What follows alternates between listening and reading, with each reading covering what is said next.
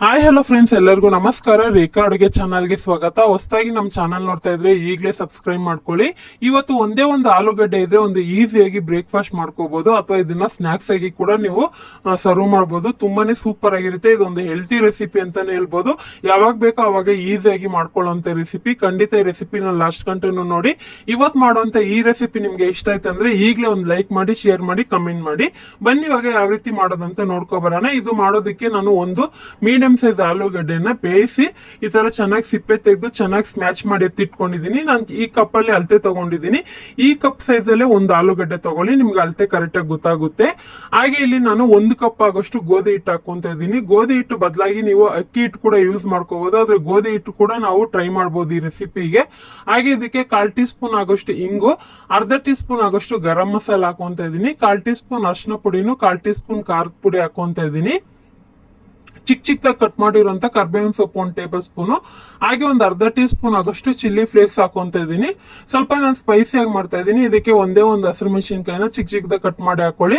1 carrot ನ ತುರ್ದು ಹಾಕೊಂತ ಇದ್ದೀನಿ. ಹಾಗೆ ಇದ್ರ ಜೊತೆಗೆ ಕೊತ್ತಂಬರಿ ಸೊಪ್ಪು 1 2 ಟೇಬಲ್ ಸ್ಪೂನ್ ಹಾಕೊಂತ ಇದ್ದೀನಿ. ನಿಮ್ಗೆ ಬೇಕಂದ್ರೆ ಸಬ್ಸಿಗೆ ಸೊಪ್ಪು ಕೂಡ ಹಾಕೋಬಹುದು, ಒಂದು ಡಿಫ್ರೆಂಟ್ ಫ್ಲೇವರ್ ಸಿಗುತ್ತೆ. ಹಾಗೆ ಇದಕ್ಕೆ ನಾನು ಒಂದೇ ಒಂದು ಮೀಡಿಯಂ ಸೈಜ್ ಆಗೋಷ್ಟು ಈರುಳ್ಳಿನ ಚಿಕ್ಕದಾಗಿ ಕಟ್ ಮಾಡಿ ಹಾಕೊಂತ ಇದ್ದೀನಿ. ಇದಕ್ಕೆ ಒಂದು ಅರ್ಧ ಟೀ ಸ್ಪೂನ್ ಆಗೋಷ್ಟು ಶುಂಠಿ ಬೆಳ್ಳುಳ್ಳಿ ಪೇಸ್ಟ್, ರುಚಿಗೆ ತಕ್ಕಷ್ಟು ಉಪ್ಪು ಹಾಕೊಂತ ಇದ್ದೀನಿ. ಇದೊಂದ್ ಸ್ವಲ್ಪ ಪರೋಟಾ ಫ್ಲೇವರ್ ಅಲ್ಲಿ ಸಿಗುತ್ತೆ.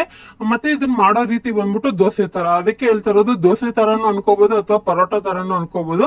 ಆದ್ರೆ ಇದು ಇನ್ಸ್ಟೆಂಟ್ ರೆಸಿಪಿ. ಬೆಳಗ್ಗೆ ಬೇಗನೆ ಒಂದು ಬ್ರೇಕ್ಫಾಸ್ಟ್ ಗೆ ನೀವು ಮಕ್ಕಳಿಗೆ ಆಗಿರ್ಬೋದು ಅಥವಾ ಲಂಚ್ ಬಾಕ್ಸ್ ಗೆ ಆಗಿರ್ಬೋದು ಈಸಿಯಾಗಿ ಮಾಡ್ಕೋಬಹುದು.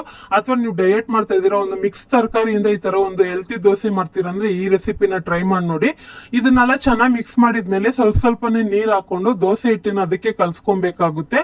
ಸೊ ಇದು ಥಿಕ್ನೆಸ್ ಯಾವ ತರ ಇರ್ಬೇಕಂದ್ರೆ ತುಂಬಾ ತೆಳುನು ಇರಬಾರ್ದು, ತುಂಬಾ ಗಟ್ಟಿನೂ ಇರಬಾರ್ದು, ಮೀಡಿಯಂ ಆಗಿ ದೋಸೆ ಹಿಟ್ಟಿರುತ್ತಲ್ವಾ ಅದಕ್ಕೆ ಕಲ್ಸ್ಕೊಬೇಕಾಗುತ್ತೆ. ಇವಾಗ ನೋಡ್ತಾ ಇರ್ಬೋದು ಸ್ವಲ್ಪನೇ ನೀರ್ ಹಾಕಿ ಇದನ್ನ ಚೆನ್ನಾಗಿ ಮಿಕ್ಸ್ ಮಾಡ್ಕೊಂತ ಇದೀನಿ. ಉಪ್ಪು ಒಂದ್ಸರಿ ಚೆಕ್ ಮಾಡ್ಕೊಳ್ಳಿ, ಟೇಸ್ಟ್ ಮಾಡ್ಬಿಟ್ಟು ಒಂದ್ಸರಿ ಕಡಿಮೆ ಅನ್ಸಿದ್ರೆ ಇನ್ನೊಂದ್ ಚೂರು ಉಪ್ಪು ಹಾಕೊಳ್ಳಿ. ನಾನ್ ಸ್ವಲ್ಪ ಖಾರವಾಗಿ ತಿನ್ನೋದಕ್ಕೆ ಇಷ್ಟ ಪಡ್ತೀನಿ ಈ ತರ ದೋಸೆ. ಅಥವಾ ನಿಮ್ಗೆ ಈ ತರ ಸಾಫ್ಟ್ ದೋಸೆ ನಿಮ್ಗೆ ತುಂಬಾ ಜನಕ್ಕೆ ಇಷ್ಟ ಆಗೋದಿಲ್ಲ ಅನ್ನೋದಾದ್ರೆ ಇದ್ರ ಜೊತೆಗೆ ಒಂದ್ ಅರ್ಧ ಕಪ್ ಆಗೋಷ್ಟು ಚಿರೋಟಿ ರವೆ ಅಥವಾ ಬಾಂಬೆ ರವೆ ಇರುತ್ತಲ್ವ ಅದನ್ನ ಹಾಕಿ ಮಿಕ್ಸ್ ಮಾಡ್ಕೊಂಡು ಒಂದ್ 10 ನಿಮಿಷ ರೆಸ್ಟ್ ಮಾಡಿ ಆನಂತರ ನೀವು ದೋಸೆ ಮಾಡೋದಕ್ಕೆ ಪ್ರಿಪೇರ್ ಮಾಡ್ಕೋಬಹುದು. ಇವಾಗ ಚೆನ್ನಾಗಿ ಮಿಕ್ಸ್ ಮಾಡಿದ್ಮೇಲೆ ನಾನು ತಕ್ಷಣನೇ ಮಾಡ್ತಾ ಇದ್ದೀನಿ. ತಕ್ಷಣ ಮಾಡೋದಕ್ಕೆ ನಾನು ಮುಂಚೆನೆ ಹೆಂಚು ಕಾಯಕ್ಕೆ ಇಟ್ಕೊಂಡಿದ್ದೆ, ಚೆನ್ನಾಗಿ ಕಾದಿರ್ಬೇಕು. ಇವಾಗ ನೋಡ್ತಾ ಇರ್ಬೋದು ಒಂದ್ ಸೌಟ್ ಪೂರ್ತಿ ಹಾಕಿ ಜಸ್ಟ್ ಲೈಟ್ ಆಗಿ ಸೌಟಿಂದ ತಿರುಗಿಸ್ಕೊಟ್ಟಿದ್ದೀನಿ. ಇದು ನಾರ್ಮಲ್ ಸೆಟ್ ದೋಸೆ ಬರುತ್ತಲ್ವಾ ಆ ಸೈಜ್ಗೆ ಮಾಡ್ಕೊಂತ ಇದೀನಿ. ಇದಕ್ಕೆ ಮೇಲೊಂದ್ ಸ್ವಲ್ಪ ಎಣ್ಣೆ ಹಾಕೊಂತ ಇದೀನಿ. ಹಾಗೆ ಎಣ್ಣೆ ಹಾಕಿದ್ಮೇಲೆ ಮುಚ್ಚಳ ಮುಚ್ಚಿ ಮೀಡಿಯಂ ಫ್ಲೇಮ್ ಅಲ್ಲಿ 1-2 ನಿಮಿಷ ಬಿಡೋಣ. ಇದೊಂದ್ ಸ್ವಲ್ಪ ತಿನ್ನೋದಕ್ಕೆ ಸಾಫ್ಟ್ ಆಗಿರುತ್ತೆ. ಬಿಸಿ ಬಿಸಿಯಾಗಿ ಮಾಡ್ಕೊಡ್ತಾ ಇದ್ರೆ 3-4 ತಿನ್ಬೋದು, ಅಷ್ಟು ಚೆನ್ನಾಗಿರುತ್ತೆ ಟೇಸ್ಟ್. ಹಾಗೆ ಇದೊಂದು ಹೆಲ್ತಿ ಅಂತಾನು ಹೇಳ್ಬೋದು. ಅದರಲ್ಲೂ ಡಯಟ್ ಮಾಡೋರು ಏನಾದ್ರು ಇದ್ರೆ ಸೊ ನೀವು ಧಾರಾಳವಾಗಿ ಎಣ್ಣೆನ ಸ್ಕಿಪ್ ಮಾಡ್ಕೊಂಡು ಹಾಗೆ ಕೂಡ ಪ್ಲೈನ್ ಆಗಿ ಮಾಡಿ ತಿನ್ಬೋದು. ಸೊ ಇವಾಗ ನೋಡ್ತಾ ಇರ್ಬೋದು ಇವಾಗ ಚೆನ್ನಾಗಿ ಕಲರ್ ಚೇಂಜ್ ಆಗಿದೆ. ಈ ತರ ಚೆನ್ನಾಗಿ ಕೆಳಗಡೆ ರೋಸ್ಟ್ ಆಗಿರ್ಬೇಕು, ಅವಾಗ ನಮ್ಗೆ ತಿನ್ನೋದಕ್ಕೆ ಒಳ್ಳೆ ಟೇಸ್ಟ್ ಸಿಗುತ್ತೆ. 2 ಕಡೆ ಚೆನ್ನಾಗಿ ಫ್ರೈ ಮಾಡಿದ್ಮೇಲೆ ಇದನ್ನ ನಿಮ್ಗೆ ಇಷ್ಟವಾಗಿರುವಂತ ಯಾವ್ದೇ ರೀತಿ ಚಟ್ನಿ ಜೊತೆ ಅದು ಸರ್ವ್ ಮಾಡ್ಕೋಬಹುದು, ಅಥವಾ ಪ್ಲೈನ್ ಮೊಸರು ಜೊತೆಗೂ ಸೂಪರ್ ಆಗಿರುತ್ತೆ. ಸೊ ಇದೊಂದು ಈಸಿಯಾಗಿ ಮಾಡುವಂತ ರೆಸಿಪಿ ಅಂತಾನೆ ಹೇಳ್ಬೋದು. ಖಂಡಿತ ನೀವು ಮನೇಲಿ ಟ್ರೈ ಮಾಡಿಲ್ಲ ಅಂದ್ರೆ ಒಂದ್ಸರಿ ಟ್ರೈ ಮಾಡಿ ನೋಡಿ. ಇದೇ ತರ ಡಿಫ್ರೆಂಟ್ ರೆಸಿಪಿ ನಮ್ ಚಾನಲ್ ಅಲ್ಲಿ ಇದೆ, ನೀವೇನಾದ್ರು ನೋಡಿಲ್ಲ ಅಂದ್ರೆ ಒಂದ್ಸರಿ ಚೆಕ್ ಮಾಡಿ. ಹಾಗೆ ಇವತ್ ಮಾಡಿರುವಂತ ರೆಸಿಪಿನೂ ಟ್ರೈ ಮಾಡಿ ಯಾವ ತರ ಇತ್ತು ಅಂತ ಕಮೆಂಟ್ ಮಾಡಿ. ಇವತ್ತಿನ ರೆಸಿಪಿ ಇಷ್ಟ ಆಯ್ತು ಅಂದ್ರೆ ಈಗಲೇ ಒಂದು ಲೈಕ್ ಮಾಡಿ, ನಿಮ್ ಫ್ಯಾಮಿಲಿ ಫ್ರೆಂಡ್ಸ್ಗೂ ಶೇರ್ ಮಾಡಿ. ರೇಖಾ ಅಡುಗೆ ಚಾನಲ್ ನ ಹೊಸದಾಗಿ ನೋಡ್ತಾ ಇದ್ರೆ ಸಬ್ಸ್ಕ್ರೈಬ್ ಮಾಡ್ಕೊಳ್ಳಿ. ಈ ವಿಡಿಯೋ ನೋಡಿದ್ದಕ್ಕಾಗಿ ಎಲ್ರಿಗೂ ಧನ್ಯವಾದಗಳು. ತುಂಬಾನೇ ಈಸಿಯಾಗಿ ಮಾಡುವಂತಹ ಹೆಲ್ದಿ ಬ್ರೇಕ್ಫಾಸ್ಟ್ ರೆಸಿಪಿ ಮಾಡ್ತಿದ್ದೀನಿ.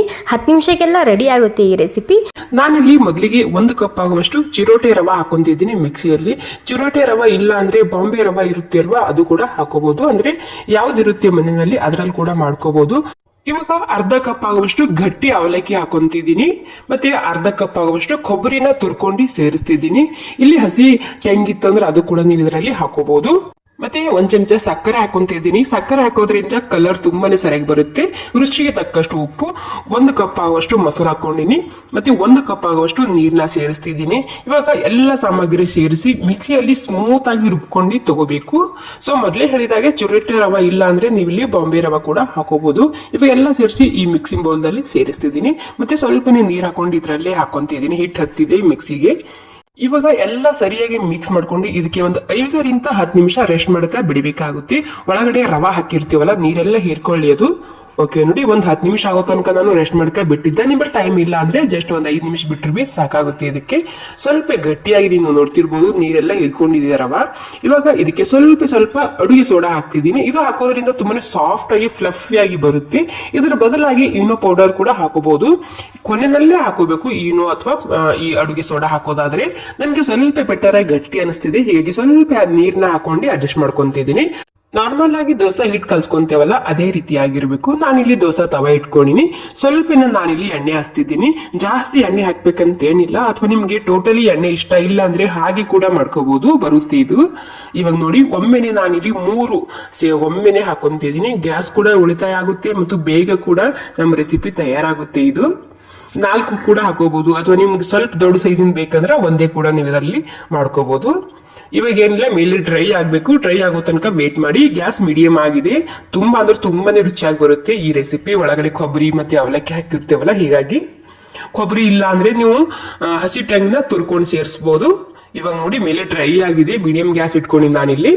ಡ್ರೈ ಆದ್ಮೇಲೆ ಮೇಲೆ ಒಂದೊಂದೇ ಹನಿ ಇಲ್ಲಿ ಎಣ್ಣೆ ಒರೆಸ್ತಿದ್ದೀನಿ. ನೋಡಿ ಈ ರೀತಿ. ಮೊದಲೇ ಹೇಳಿದಾಗೆ ಎಣ್ಣೆ ಇಷ್ಟ ಇಲ್ಲ ಅಂದ್ರೆ ನೀವು ಹಾಗೆ ಕೂಡ ಮಾಡ್ಕೋಬಹುದು, ಈ ರೆಸಿಪಿ ಬರುತ್ತೆ. ಇವಾಗ ನೋಡಿ, ಸ್ಲೋಲಿ ಆಗಿ ಇದನ್ನ ಎತ್ತಾಕೊಂತಿದ್ದೀನಿ. ತುಂಬಾನೇ ಸಾಫ್ಟ್ ಆಗಿ ಮೃದುವಾಗಿ ಬರುತ್ತೆ. ವಾವ್, ನೋಡಿ ಕಲರ್ ನೋಡಿ ಯಾವ ರೀತಿಯಾಗಿ ಬಂದಿದೆ ಅಂತೇಳಿ. ನೀವು ದಿಢೀರಾಗಿ ಮಾಡಿರೋ ರೆಸಿಪಿ ಅಂತ ನಿಮಗೆ ಅನ್ಸೋದೇ ಇಲ್ಲ, ಅಷ್ಟು ರುಚಿ ಬರುತ್ತೆ. ನೋಡಿ, ಎರಡು ಕಡೆಗೆ ಎಷ್ಟು ಸರಿಯಾಗಿ ಕಲರ್ ಬಂದಿದೆ ಅಂತೇಳಿ. ಸೊ ಜೇನ್ ಗೂಡ್ ಯಾವ ರೀತಿ ಇರುತ್ತೆ ಅಲ್ವಾ, ಅದೇ ರೀತಿ ಕಾಣ್ತಿದೆ ಇದು ಹೊರಗಡೆ. ಸೊ ನಿಮಗೆ ಕಾಣ್ತಿದೋ ಇಲ್ಲೋ ನನಗೆ ಗೊತ್ತಿಲ್ಲ, ಅಷ್ಟು ಸರಿಯಾಗಿ ಬಂದಿದೆ ಈ ರೆಸಿಪಿ. ಏನಿಲ್ಲ, 10 ನಿಮಿಷಕ್ಕೆಲ್ಲ ರೆಡಿ ಆಗುತ್ತೆ ಇದು. ವಾವ್, ನೋಡಿ ಸೂಪರ್ ಆಗಿರುವಂತಹ ಹೆಲ್ದಿ ಆಗಿರುವಂತಹ ಬ್ರೇಕ್ಫಾಸ್ಟ್ ರೆಸಿಪಿ ತಯಾರಾಗಿದೆ.